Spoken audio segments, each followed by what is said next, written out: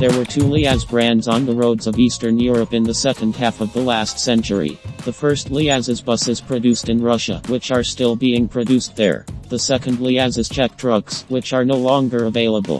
For the Eastern European auto industry, this is a common story. After the collapse of the Eastern Bloc, the Eastern European auto industry, with rare exceptions, was destroyed by Western competitors so as not to interfere with business. But if most Eastern European factories died quietly and unnoticed, then the Czech LIAZ died with its head held high. At parting, he managed to show off a new bright model, whose name is Skoda Xena. Xena is the ancient Greek goddess of war. With the help of Xena, Liaz was going to give a decisive battle to Western European competitors. Alas, the battle was lost. Liaz is an abbreviation for Liberic Automobile Plants. This Czech Automobile Manufacturing Association was created in 1953 and included several enterprises that produced Skoda trucks, Karosa buses, as well as engines and other components intended for them. Liaz began supplying its trucks to the Soviet Union in 1964. At first they were refrigerated road trains consisting of a Skoda 706 tractor with an isothermal semi-trailer. And in 1979, exports to the USSR began of the next model, which received the index 100, which was no longer called Skoda, but Liaz. In Russia these trucks are still well remembered.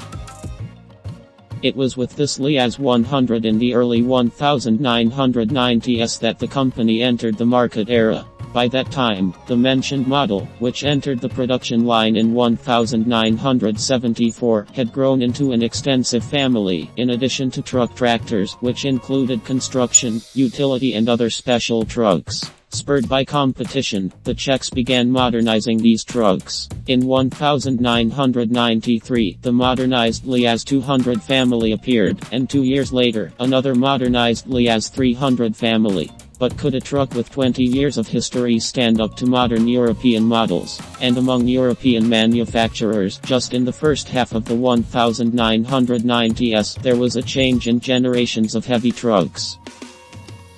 In 1993, the newest Volvo FH went into production. In 1994, production of trucks of the MAN F2000 family began. In 1995, the new Scania Series 4 entered the production line. And in 1996, the Mercedes-Benz Actros entered the European market. Therefore, it quickly became clear to the Czechs that in a free market, even modernized Liaz trucks do not stand a chance against new European trucks. It is not surprising that in such circumstances the state which owned the Liaz company decided to get rid of it. And in 1995, more than half of its shares were sold to the Skoda holding concern. You must understand that this is not the same Skoda that became part of the Volkswagen Group in 1991. The Germans received the Skoda passenger car, and the Skoda holding concern is a multi-industry association that dates back to the 19th century and was revived in 1990. It includes several machine-building enterprises, including a plant for the production of trams, electric locomotives and metro cars. Having changed the company name Liaz to Skoda Liaz, the new owners decided to pit their competitors against a fundamentally new truck model. This marked the beginning of the development of a family of promising heavy trucks, led by the Skoda Xena 400 long-haul truck tractor. The work went quickly. At the end of November 1995, the Xena project was ready, and in July 1996 the first prototype appeared. The premiere of this truck tractor took place at the Hanover Motor Show in September 1996. Xena managed to make a strong impression there. The Czechs did not copy either the design or the design of foreign analogs. It's hard not to agree that the Xena's design was fresh, attractive and original for its time, especially compared to the mediocre appearance of its predecessor. The appearance of the tractor turned out to be stylistically solid, and the way the intersecting lines made it unique. This is one of the best design works in the field of commercial vehicles. And the design of the Xena was also innovative in many ways. In order not to spend huge amounts of money on purchasing new die equipment and in an effort to achieve maximum corrosion resistance, the developers abandoned the classic steel cabin. They used a durable aluminum frame on which plastic panels were hung. Corrosion resistance was also important because in the Xena engine compartment, instead of its own outdated engine, they decided to install an American engine from the Detroit Diesel Company with a resource of 1,000,000 kilometers. This engine with a displacement of 13 liters developed 470 horsepower, impressive power for that time. It was also equipped with a very effective engine brake.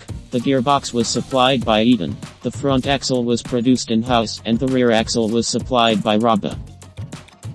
The first sample of the Skoda Xena tractor was equipped with a Liaz engine producing 410 horsepower. In 1997, 4 prototypes were built with American diesel engines, and serial production of Liaz Xena started in 1998. However, in the same 1998 it finished. Its result is 30 manufactured cars. Thus, the total number of Skoda Xena truck tractors was, according to some sources, 34, according to others, 37. Why was the fate of this project so sad? The main reason was the lack of funds. The Skoda Liaz company did not have the resources to produce cars for stock. Xena could only be produced with full advance payment from the customer. Of course, leasing companies could be involved in this process. Another thing is that the regional company Skoda Liaz had neither the money nor the capabilities to create a pan-European service network.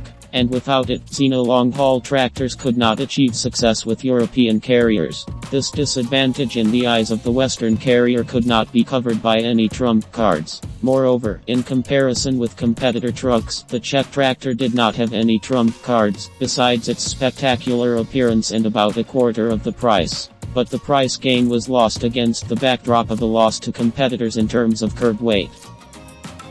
Due to the massive American diesel engine and metal plastic cabin, the Xena turned out to be more than a ton heavier than European trucks of this class. For Europe, with its draconian fines for overload, this looked like a serious disadvantage. In addition, it was not long until the year 2000 when Euro 3 environmental standards came into force, and the Detroit Diesel Company did not intend to adapt the engine chosen for the Xena to new environmental requirements. Liaz also did not have the opportunity to return to its own engines, because there was no money to improve their characteristics to Euro 3 standards. It turns out that the solution to all problems rested on the need for investment, and their Liaz company had nowhere to take them. Of course, when Skoda Holding first received the Liaz at its disposal, it carried out some optimization. Some production was reduced, some staff were fired. But all these measures turned out to be half-hearted. Outdated equipment, non-productive assets and redundant personnel continued to burden the company. Therefore, potential investors brushed aside any proposals. Then it was decided to restructure Skoda Liaz more radically. A separate company, Truck International, was created on the basis of automobile production. In addition, the Czechs decided to introduce to the market a family of universal 2-axle and 3-axle chassis developed on the basis of Xena under the general name Fox. These trucks were intended to work over short distances as construction, utility and other special vehicles. It was assumed that their buyers would be mainly Czech and Slovak companies, which means they could make do with the service network already available in these countries. But these steps came too late. In 1998 the court declared Truck International mired in debt, bankrupt. However, the company continued to keep the company alive in the hope of finding a buyer for it. In December 2000, the Czech concern Cypox became one of them. But due to his own financial problems, he also did not continue production. Between 1999 and 2001, the former Liaz company produced less than 200 trucks of the old model range, and less than 24 trucks from the Fox family. In July 2001, the company manufactured the last 2 trucks ordered by the client, and on September 1, 2003, the very last truck came out of its gates, a sports one, which was made to participate in the Paris-Dakar Rally Raid. After this, a padlock was placed on the gates of the assembly plant in the town of Nikovo-Gradist. But that's not the end of the story. Also in 2003, the Czech company Tedem made an attempt to revive the production of new generation Liaz trucks. This company, specializing in the production of electric generators, bought the engine plant that supplied Liaz trucks with engines, and along with it the new owner received the rights to produce trucks. the leaders of the Tedem truck division, founded in August 2006, decided not to revive long-haul tractors, focusing their efforts on the production of Fox trucks. Instead of an American diesel engine, they began to be equipped with a German Deutz diesel engine, which is more familiar to European customers. Having changed the name of the trucks from Fox to Tedem, the company offered customers 2-axle and 3-axle modifications, including all-wheel drive. There were also army trucks among them. Interestingly, the 3-axle trucks were planned to be equipped with a Renault diesel engine. In the spring of 2007, the first Tedem truck was ready, which was equipped with a body for the collection and removal of household waste. At first, Tedem trucks had grandiose plans. The company was going to increase the production of trucks to 5,000 per year and build assembly plants in Russia and Mexico. But like all its predecessors, problems with investments began. That is, the company had little money of its own, and was unable to attract outside investors. And then, in mid-2008, the international financial crisis broke out, and it became clear that there was no point in waiting for investment at all. All plans collapsed. Somehow, the Tedem truck company worked for another year, producing a total of about 30 trucks, after which it ceased to exist on October 30, 2009. Now the history of the new generation of trucks of the Czech company Liaz, as well as the history of the Liaz brand, has finally come to an end.